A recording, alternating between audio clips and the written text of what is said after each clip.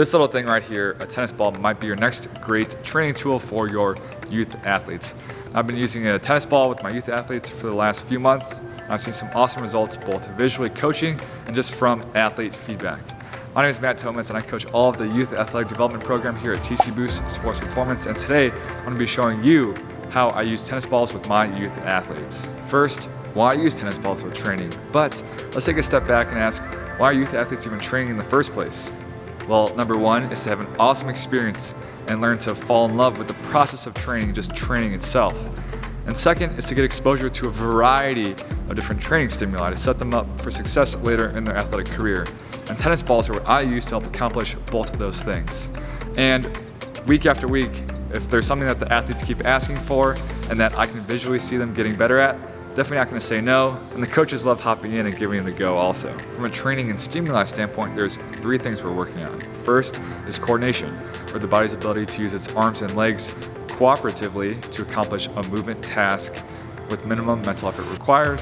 Second is hand-eye coordination, the body's ability to take visual information and put it together with its hands to accomplish a task.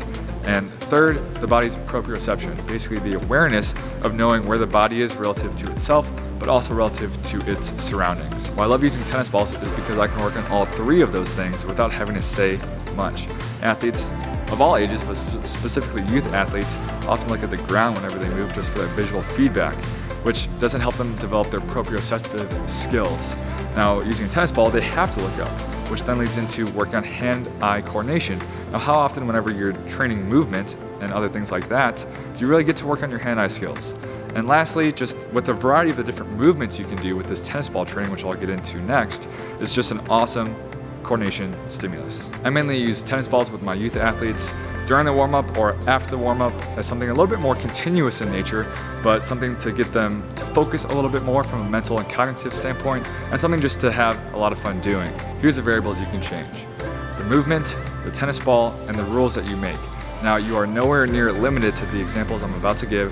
These are just the main ones that I use, but I often create variations on a weekly basis as my athletes get better at the current drills and as I get a little bit more creative also, which is part of the awesome opportunity using tennis balls is because the possibilities are literally limitless. For the movement variable, first you can do stuff in place. You can do stuff on 2 feet, spinning, or on 1 foot, and actually moving, you can jog, back pedal, forward skip, backward skip, shuffle, shuffle.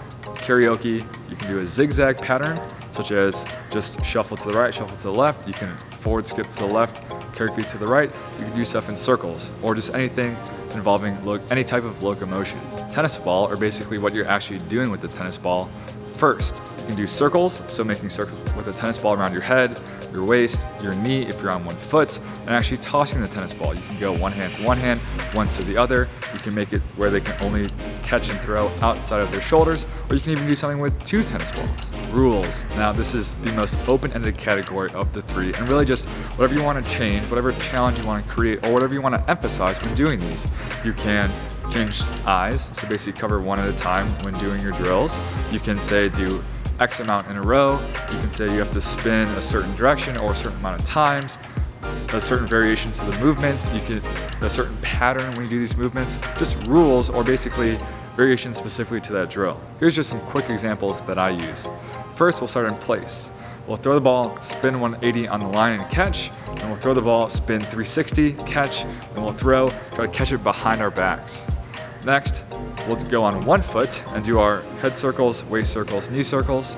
Then we'll move into the locomotion parts, or actually moving.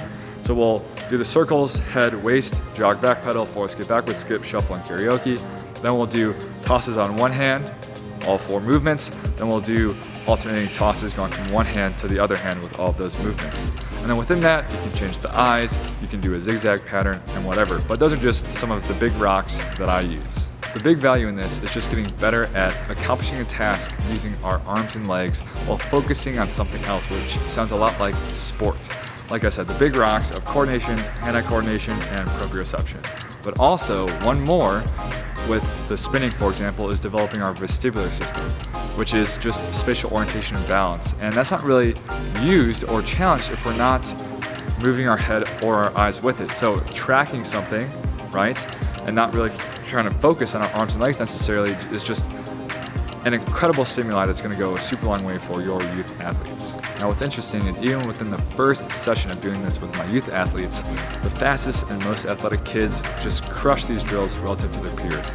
Now it sounds kind of intuitive, kind of like a no-duh. Of course, the more athletic kids are going to do athletic things better. But now as a coach, I now have another tool literally in my back pocket to help assess an athlete and track their progress.